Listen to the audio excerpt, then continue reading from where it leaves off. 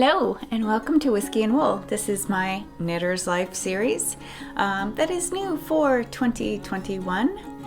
How are you? How are you doing? How are you holding up? Hope you're staying safe.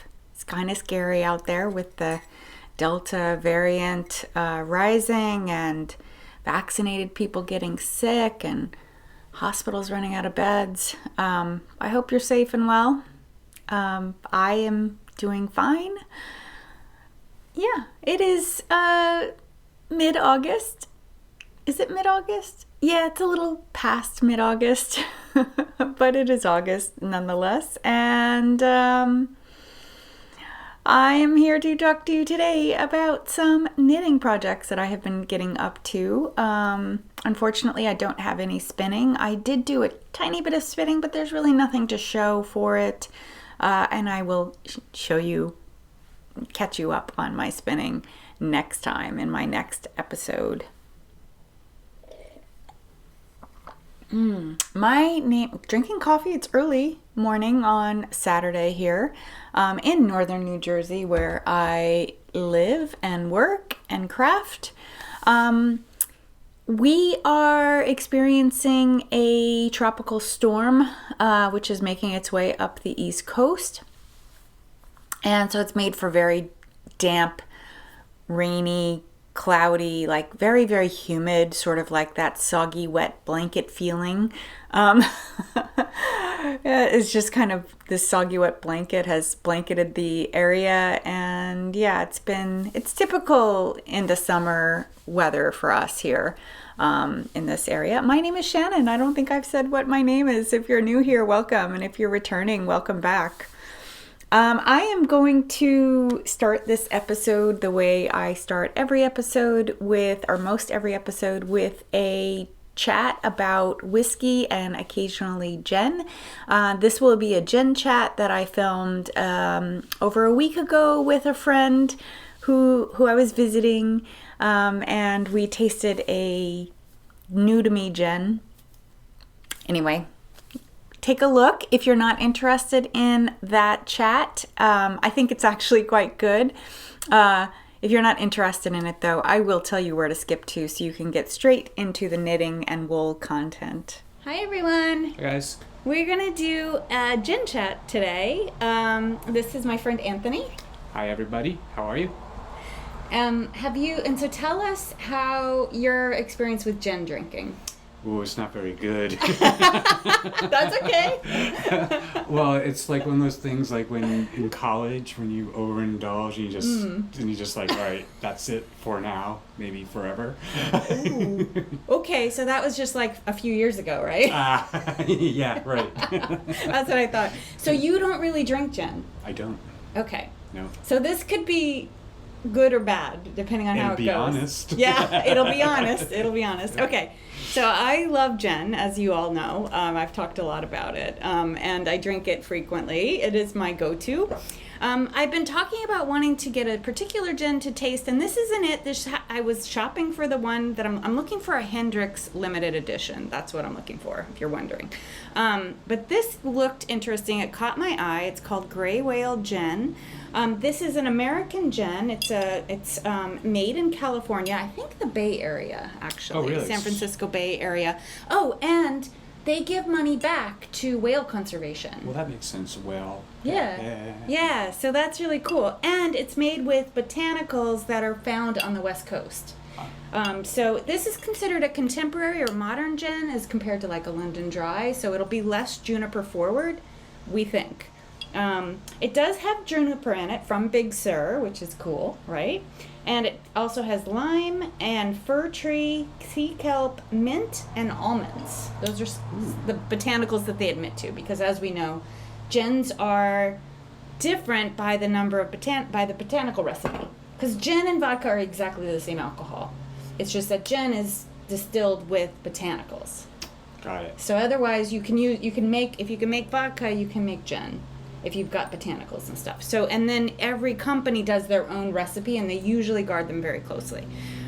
So this company, it's a husband-wife team, and they met at a bar 20 years ago and decided to make a gin, which And yeah, here they are. I think they established the company in 2016. They founded Golden State Distillery.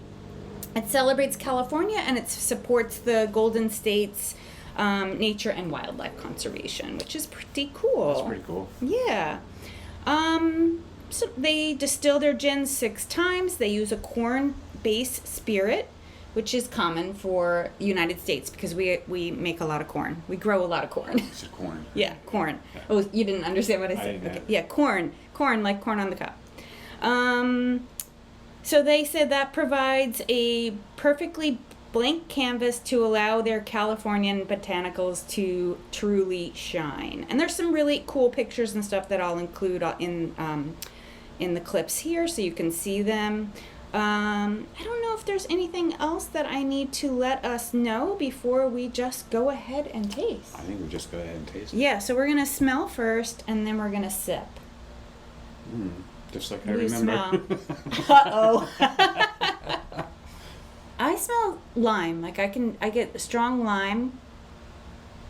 And there's something pungent. Yeah, there is. I wonder if that's the saline, the sea kelp.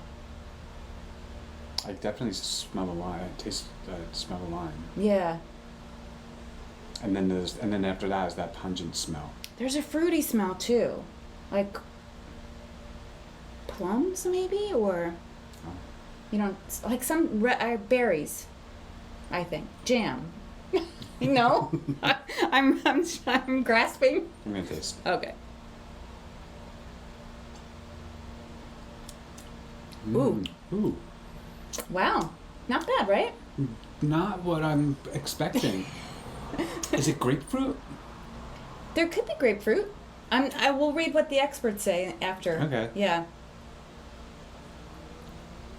I taste juniper, but it's not at the front. It's kind of in the middle. It's nice. Yeah, it's like this very bright citrus at the front, I'd say, right? Yeah. And then some juniper in the middle. And what's in the back? Is that the saline, salty? I think so, because it's a little smooth. Interesting, right? Yeah. I forgot to put a couple drops of water in here, which might change the flavor a little bit. Well. Yeah. But, so let's see what the experts say. And then we also prepared a cocktail to taste with you. Sweltering summer day. You're right? Exactly. It's very warm. It's very warm. I'm warm. Okay. Gray Whale Gin review. Let's see. They have a lot of stuff about the distillery, which I already shared. Their cork is also 100% biodegradable. Oh, that's cool. Yeah. So it says it's categorized as a contemporary or new Western gin. It's typically noted for reducing the overall role of juniper. Okay, on the nose. Gray Whale Gin is actually fairly classic, with no shortage of fresh juniper berry notes, and pininess, and no doubt accentuated by the presence of the fir tree, which is a botanical that they use. Right. Oh, grapefruit! It expresses some mixed Yeah. notes of grapefruit, citrus zest, elderflower, wildflower, and salty saline sea air. I think it's the color. elderflower. That's the berry that I was saying? Yeah. You know, it's interesting because when we were looking to prepare the cocktail recipe, I was looking at the recipes on their website, and a few of them had the elderberry Saint Germain, the elderberry liqueur that they recommended. Now I understand why. It says, on the palate, this is indeed a bit sweeter than your classic London dry gins, but by no means crazy saccharine as some of the other new Western-style gins can be, such as New Amsterdam. I don't know if that's anyone's favorite. Perhaps you won't like this one then. It features some pretty well-balanced flavors of ruby red grapefruit, kaffir lime leaves, along with mixed peppercorns and a warming sensation of chamomile tea. Oh, so at least we got the salt and we got the lime and we got the grapefruit. Right. Yeah, 100%. Yeah. All in all, it's not lacking in character, but nor is it really trying to reinvent the wheel. Alcohol heat is moderate and dialed in about where you'd expect at 43% ABV or 86 I proof. think that comes through. Yeah, I do too. Yeah, solid American craft gin you could feel comfortable with. All right, let's have our cocktail now. Ooh, it's gonna be nice. I think so. I'll just drop those in already. Cheers. Cheers. Oh, that's great. Oh, and we forgot to top it with soda. Do you need it? I don't. So what this is basically like a gimlet, except that it's with gin. So it's gin and limeade, and you use a mint leaf garnish. From my garden. From Anthony's garden. We're in Anthony's lovely home in upstate New York. It's been a wonderful weekend. All right. Are we... Any closing remarks? I might have a newfound love of gin. Wow. Right? Yeah. Yay. Yeah. We got another one. Another gin drinker. I think I turned a corner. That's Good. nice. Yeah, it is, right? Refreshing. Yeah. Well, I hope you get to choose or try some gin of your choice, and I will see you again next time. Bye. Bye, guys. Welcome back. I hope you enjoyed that. That gin has quickly become one of my favorites. I really love citrus flavors, and as soon as Anthony said grapefruit, I was just like, yes, this is my kind of gin. It's interesting because so many gins in America, the contemporary gins that are being made these days are very heavy hibiscus tasting, and this one was not. So it was a nice surprise. Very enjoyable. All right, I have a finished object. Hooray! So I cranked on through the Illuminate sweater by Andrea Mowry, and I am wearing it. I don't know for how long. It is quite warm, as I said, soggy blanket weather. I love it. I think this is my favorite knit that I've made this year, maybe even my favorite all-time knit. I just love the way it came out. I love the way the Spincycle yarn played with the mohair. I was a little worried about the contrast, but I think the low contrast really works in these colors. The Spincycle is a part of their Nocturne collection, and it is so the labels are dark. The colors tend to be a little dark and moody. I actually think what they've done, this is what I have left of the color. I think what they've done is put some black in there. Like there's definitely, in the strands, there's definitely a deep dark strand that is carried throughout. I don't think it's black exactly, but it's definitely dark toned. So like in this case, there's always a moody purple or navy that's carried along with the other colors as they go. And this one had a lot of blue green and then some sort of green gold colors. Did I say the color name? It's Evil Eye. The mohair that I used is Magpie feather. I really think for this sweater you don't necessarily need to use the Magpie mohair. I think this mohair is similar to most mohair that's out in the marketplace by both indie dyers and probably Shibui mohair. You'd be fine with any of those. But this one is the colorway is Velvet Underground, and it is a 70-30 blend. So, yeah, I love it. Wish I was going to Rhinebeck for the meetup and all of that, but nevertheless, very happy with this sweater. It flew off the needles, too. I just couldn't put it down. Dominated my knitting for the last couple weeks. And I'm so excited that I have extra because I think what I'm going to do is make a pair of the Andrea Mowry pattern Spark socks using this purple, lighter purple, and what's left of this. I don't have quite enough, but I have some other blue-green dribs and drabs of Spincycle that I'm going to just put with it to finish that pattern. So that'll be fun. That's a new cast on that I'm gonna do in the next month, I would say. Don't want to I don't want to commit myself to having anything to show next time. I do miss having a small project on the needles. But as you may have guessed, I finished 2 projects last episode, and this time around I finished 1 project and hadn't really cast on anything new. So I have a couple new cast-ons to share with you. But before I share those, let me talk about what Martha's wearing, because this is my whip that is next closest to being done. This is the Open Edge Tee by Jessie Maed. And it's designed to be a little bit of a crop tee to wear with high-waisted pants and skirts. And I am making it out of some Yarn Love yarn, which is it's a silk linen blend. I think it's quite nice. If only my camera would focus. There we go. You can see it has a little bit of a subtle sheen to it. This is the colorway Living Coral, and she calls this silk linen blend Princess Buttercup, and it is 65% silk, 35% linen. Ooh, old eyes, having trouble focusing. Just so you get all of the info on that. I bought this yarn last year with the intention of making a summer lighter, warmer weather knit, and I never cast on anything, so it was just sitting in my stash, and I had planned this spring that I was going to go ahead and make something, but I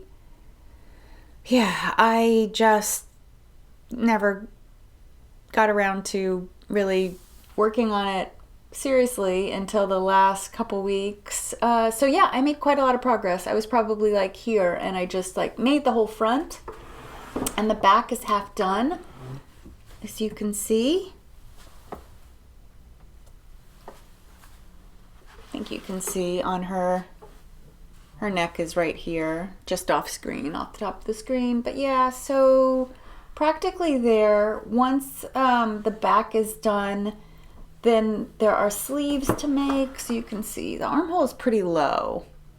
But yeah, very short cap sleeve, and you can see it's got a drop shoulder. So yeah, and then it's done.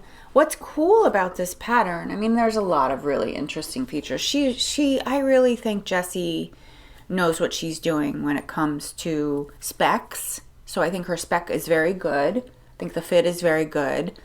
And also technique, I always learn a little something new. And in this case, we made the neckband as we knit the top. So there's no going back and doing a neckband to do with, on this sweater. I actually prefer these little picot holes over this open sort of woven looking detail like this. I don't love that. I wish I just had done a picot edge there. You do repeat this open thing on the edge of the sleeve. It's a short sleeve. It's probably that long. So yeah, this is nearly done, just in time for fall. But you know what? In this area, September is still pretty mild, and kind of all the way up till October. It's pretty, until Halloween, it's pretty mild around here. We get very mild fall temperatures, so this could get somewhere. I think it's going to boil down to if I can think of ways to style it for work. Because anyway, we'll see what happens. Now you're seeing sort of my mediocre reaction to it. You're maybe understanding why it's still on the needles after, I think I cast this on in June. I'd have to look back to be sure, but yeah, you can kind of understand why I'm kind of just, not making a huge amount of progress on it. Yeah, not as enthusiastic about it. I just think summer knits, warm weather knits in this area are tricky because We seem to, like, they're great for if you're in air conditioning all day long, but if you're transitioning between being inside and outside, being outside is really, can be very, very, very hot. And the last thing you want is, like, I have a lot of linen fabric blouses that I wear, and like very thin cotton blouses that I wear in the summertime, because those just feel cool on your skin, those plant-based fibers, versus you know, a limp knit sitting on you. Silk is kind of warm, it turns out.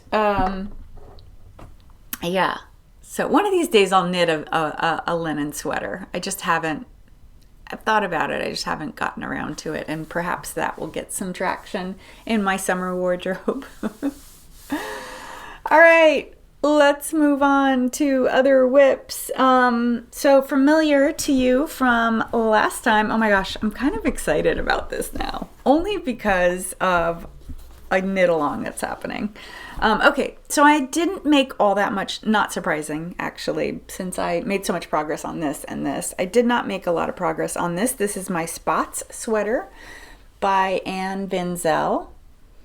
It is a unique yoke construction, unique to me anyway, where you just do a back neck and part of the armhole provisional cast on, and then you work your way down to those cast on stitches, and eventually you start working in the round. So it's an interesting way, like, to not do short rows, but I think the benefit for knitting that way is that the pattern, this overall not mosaic knit, but like this overall sort of bird's eye stitch stays lined up when you do it this way. So instead of it making a circle and kind of, you know, dipping down across your front the way like this yoke does, and these stripes even do, these stay very much like soldiers in a line, you know?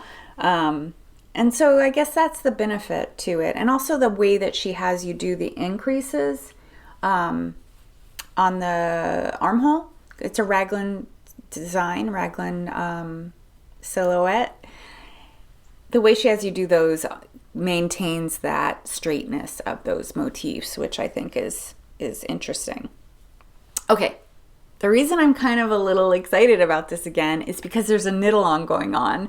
I have not quite joined it yet. The knit along is with a very dynamic and energetic yarn shop, local yarn shop in London called, I want to say it's Tribe. Oh, I don't have my phone over here.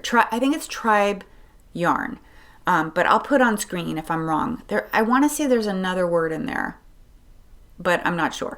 Anyway, the owner of that shop is doing a knit along, and she made a sort of a sampler of the spot sweater so that she could help people that are doing the knit along answer questions and stuff, not only about yarn but also about construction, which if you watched me talk about this last time, or maybe 2 episodes ago even, I talked a lot about a little frustration over the fact that Anne's patterns, most of them are not on Ravelry, and there's very little opportunity for a knitter who's just picking it up to see what other knitters had to say about it. So I was finding that a little frustrating, and there was a little bit of some sort of head scratching moments in the beginning of knitting this. I'm fine with it now. Like, now it's fine. But I had some moments where I was like, am I doing this right? Does this make sense? Is this what we're meant to do? Kind of thing. And yeah, it would have been nice to read up from what other knitters had said about it. And even on Instagram tends to be more sort of these glossy, gushing praise, and there's not a lot of criticism or help with the pattern. So with the yarn shop owner offering support to, and motivation to knit this, I might move a little faster. The reason I haven't joined the Cal yet is because to join it, you need to purchase basically a store credit from her. So for me, US dollars, it's a little over $100. So you're joining the Cal, you join the Cal by making this purchase of basically a gift certificate or store credit that then you're intended to use that credit to purchase yarn to make the sweater. And yeah, I just haven't done that because I'm a little reluctant to purchase store credit, which will convert to an extra charge of shipping from UK to US. I mean, shipping's not incredibly huge between UK and US, but nevertheless, I'm probably looking at around $20 or $25 worth of shipping on top of that store credit. So I don't know. I'm going to think about it. I did miss a couple of the events already. The knit along did just start. So if you are interested in making the spot sweater and whether you're okay with the charges, the extra charges, or whether you live in UK and shipping's not a problem for you, or you live in London, then go for it. I mean, maybe this now is the time, because I think the yarn shop's owner's name is Millie. I'm not positive though. She is so energized over this sweater, and the sampler she made is spectacular. Like, I really wished she'd been doing it before I cast on, because I maybe would have made some different choices in terms of the yarn that I chose. Hers is multicolor and it's so gorgeous. But I was thinking actually if I were to make a second one, to use like a mini set, either like some sort of rainbow or mini set that's been curated together by a yarn dyer as the contrast color. That would be really cool. So I have a couple mini sets coming. I have one that's coming pretty soon.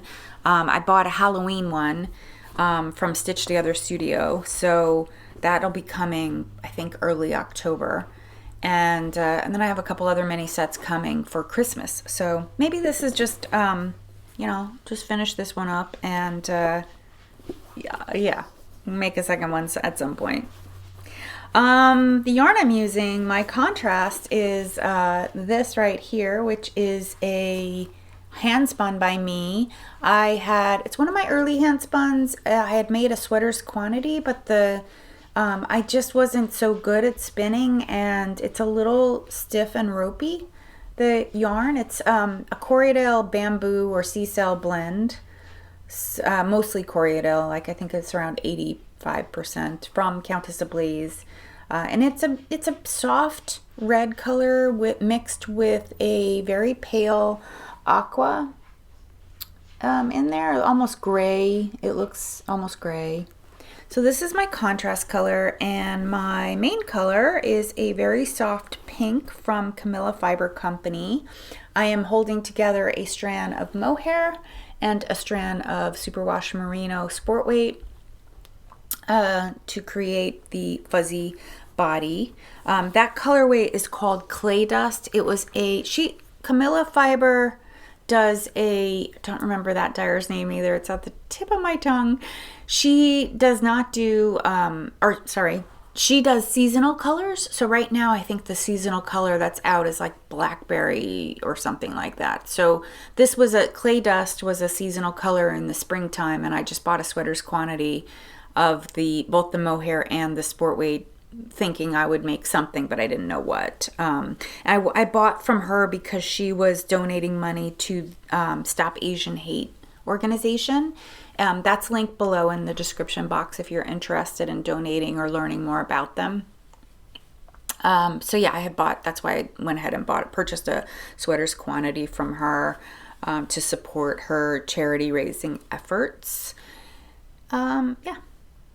I don't know if there's anything else I could tell you about this, but yeah, exciting knit along. At least I can follow the hashtag and take inspiration or get some, helpful hints or whatever from people. So hopefully I'll be moving a little more quickly with this sweater. my next things are new cast-ons. And I have, I'm going to show you the one that I've got the most progress on first. So this is, my goodness, I hope I say this name right. This is, I want to say it's a Danish knitter, Danish designer. It's a free pattern. The pattern is called Misha, maybe? Misha? I don't know. I put it on screen. It's only 5 letters. But definitely a Scandinavian knitter or designer. This is the yoke so far. It is a top-down knit. This is my first time knitting with Rauma yarn, which Rauma is if you're not familiar, it is a Norwegian yarn brand. And I'm using the fingering weight, which is called Finull. And yeah, it's 100% Norwegian wool. And yeah, it's interesting. I purchased this last year. I had seen a couple people working on green sweaters, and Rauma had just come out with some heathers in their Finull line. Like, it's pretty, their yarn colors are pretty extensive.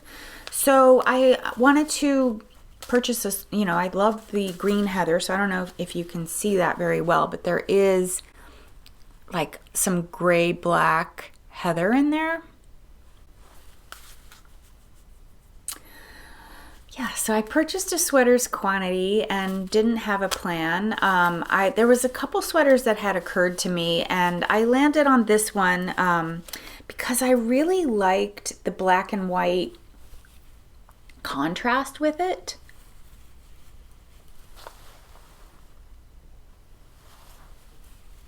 Yeah, just thought it looked really great. The pattern then has this black and white trim. The pattern is not really all that size inclusive. It is only like 3 or 4 sizes, and I'm towards the end of the size range. I think I'm making the second biggest one, so it's not that big.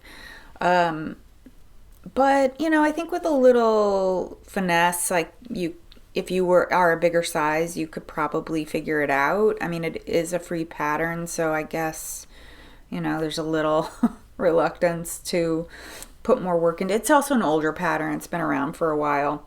The inspiration was 1950s designs, so that sort of mid-century modern graphic colors with,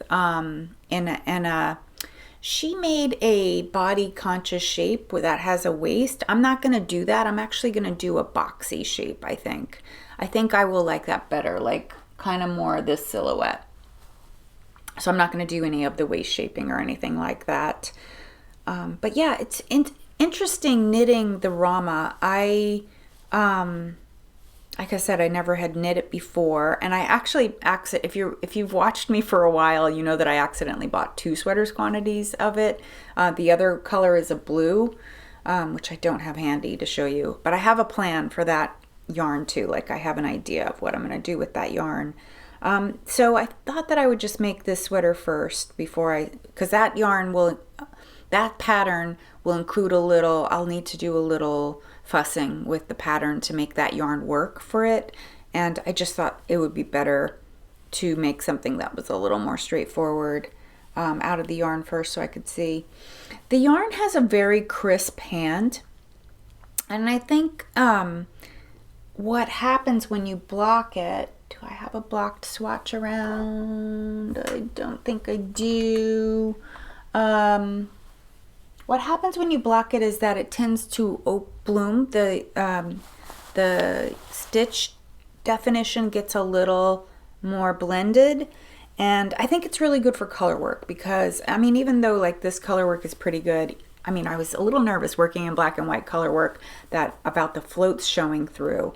But the floats really don't show through much at all. And I think after I block it, there will be even less. So if you are seeing little flecks of white in there, you won't see them at all once I block it, because I think the yarn will poof and bloom.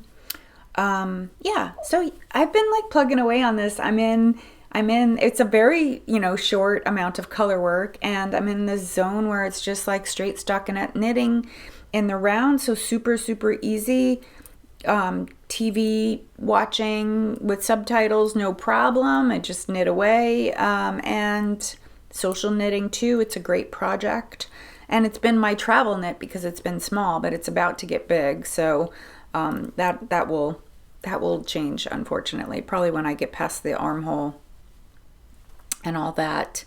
Also, the pattern has no back row shaping or back short row shaping for the back to raise the back neck. So I think I am going to do that just before I split for the armholes.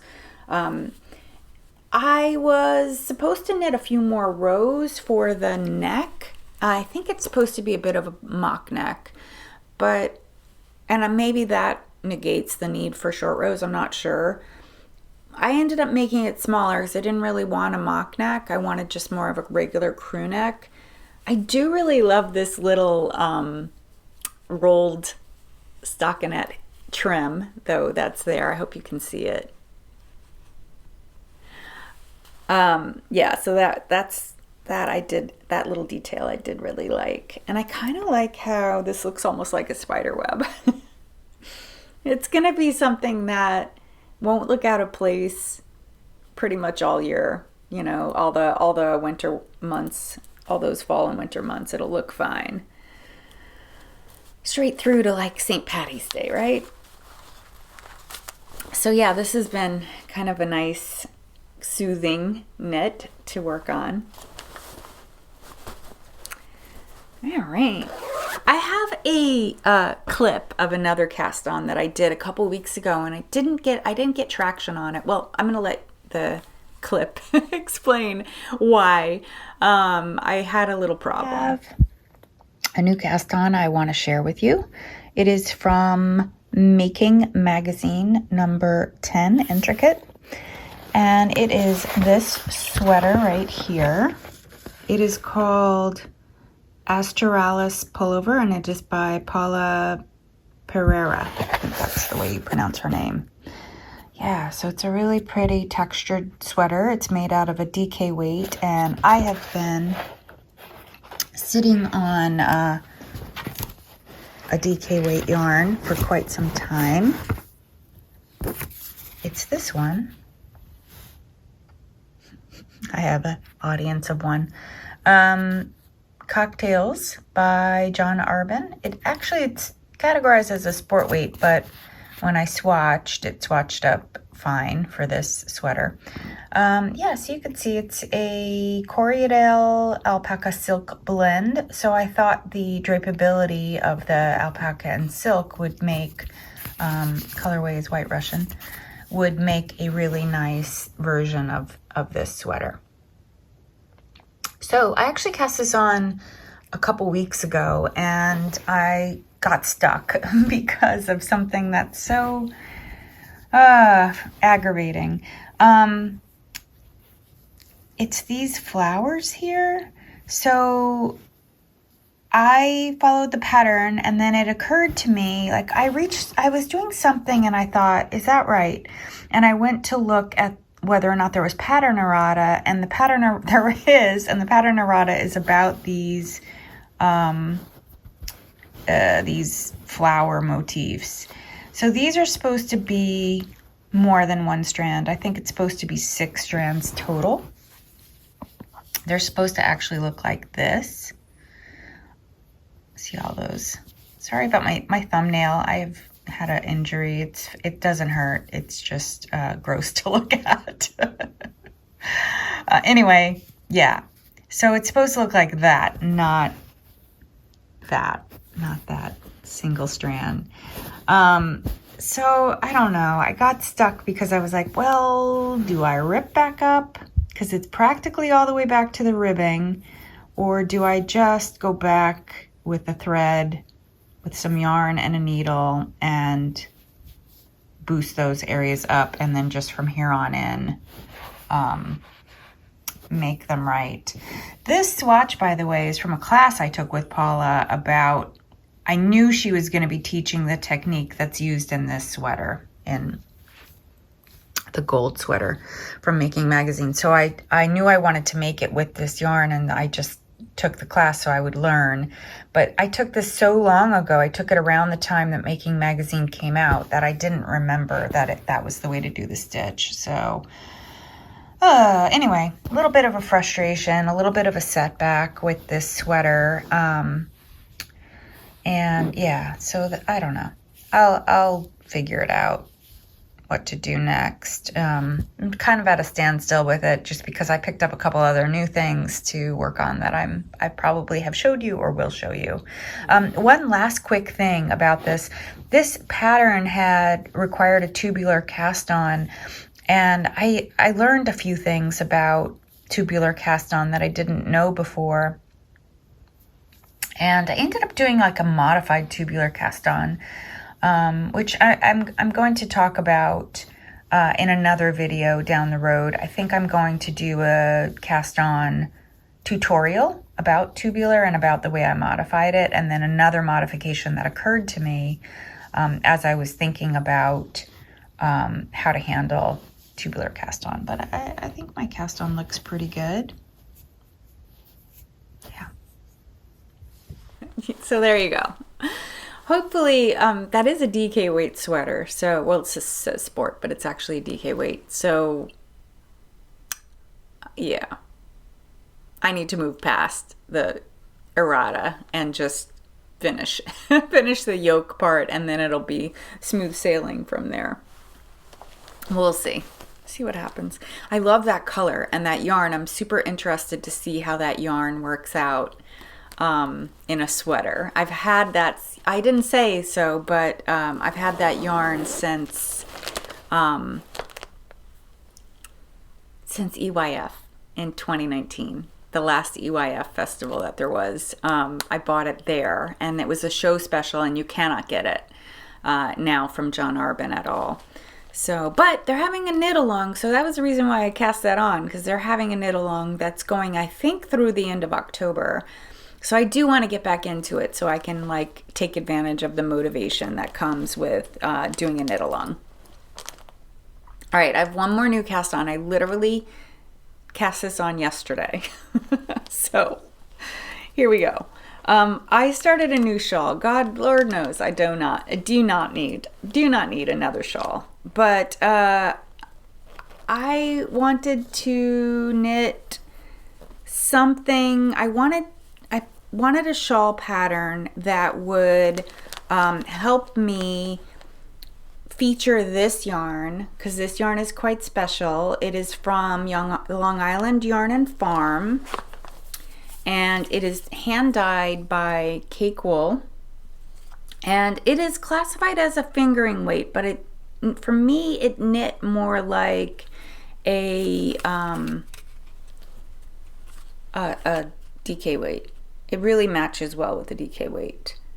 The color is Cotton Candy. You can no longer get it. It was a limited edition of yarn by Long Island Yarn and Farm. She does probably every 6 months or so, she does some special yarns. I think right now she has yarns that are hand dyed by Tammy from Wing and a Prayer Farm, and using natural dyes, and they're really, really pretty. So anyway, I had purchased this as part of some support for some extra hospitalizations that Tabitha was doing with her llamas. She had a baby that was sick, like born, and then it was sick like within a couple days. It's fine now. The baby's fine now. But she was doing a celebration of the baby's life sale. So that was why I purchased this. And I think it was like 10 or 15% off. But this is the most expensive yarn I think I've ever bought. The skein retailed for $67, and I got a little bit of a discount on it. It was really, really expensive, and I really wanted to showcase it somehow in a project. And I figured a shawl, because it is a mostly alpaca yarn, so it's like, I'm having trouble reading. Let me get my reading glasses. 50% alpaca, 30% merino, 20% silk, so it's beautiful. But it seems more suitable, because it's 50% alpaca, it's more suitable for a shawl. So I was scratching my head and trying to figure out what kind of shawl pattern I should make, and I've loved the golden hour shawl for such a long time. I thought that would be a good one to cast on. So that is what I have cast on. And I made a little bit of progress. I mean, here's the thing with shawls. This is a triangle shawl. Like, it just feels like you're making so much progress at first, but then your rows get longer and longer, and suddenly it's like a slog. So I'm hoping I won't reach that point with this. But yeah, I am using, if you know the pattern, it's a 3-color shawl. And I'm using this beautiful pink yarn from Long Island Yarn and Farm as my color B.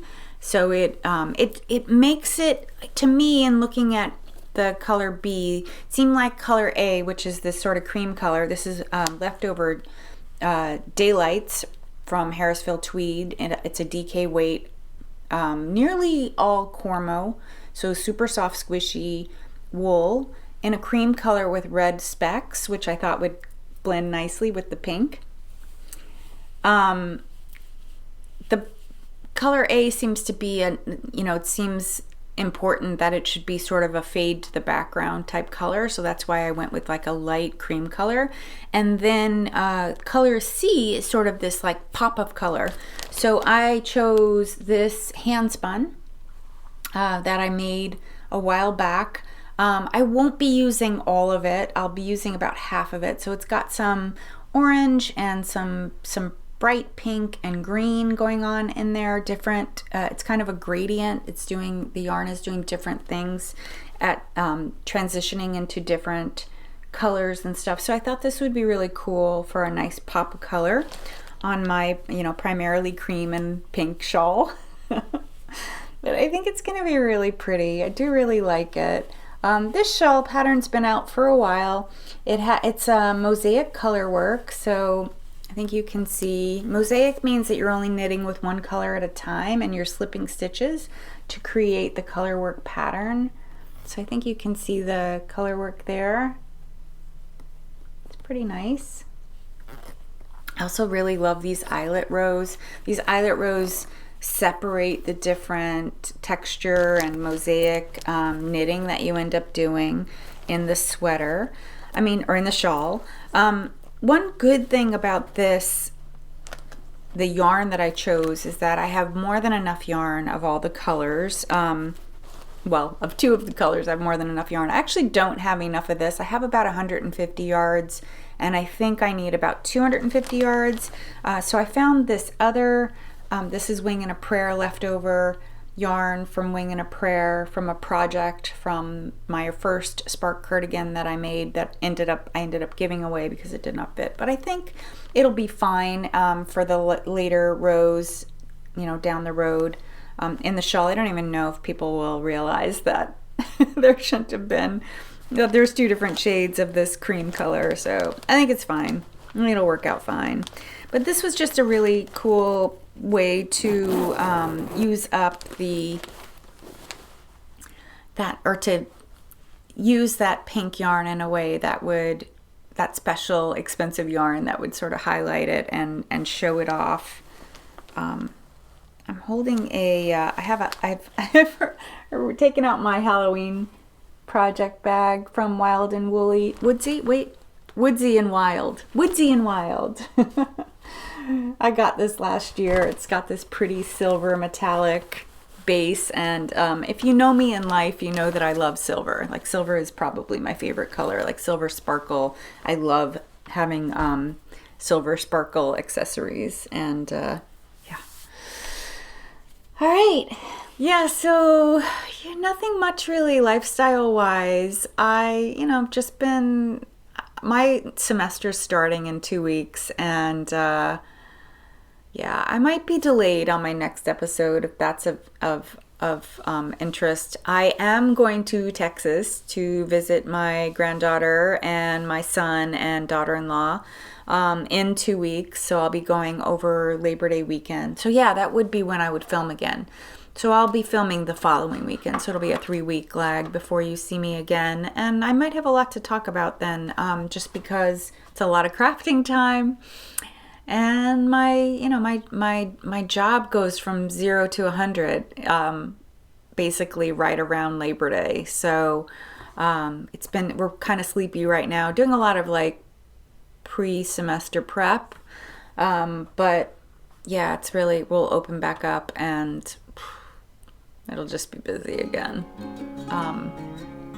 So anyway, I hope you stay well and happy and healthy, and I hope your crafting is bringing you joy and you maybe learned a thing or two from watching my video content, and I will see you again next time. Take care.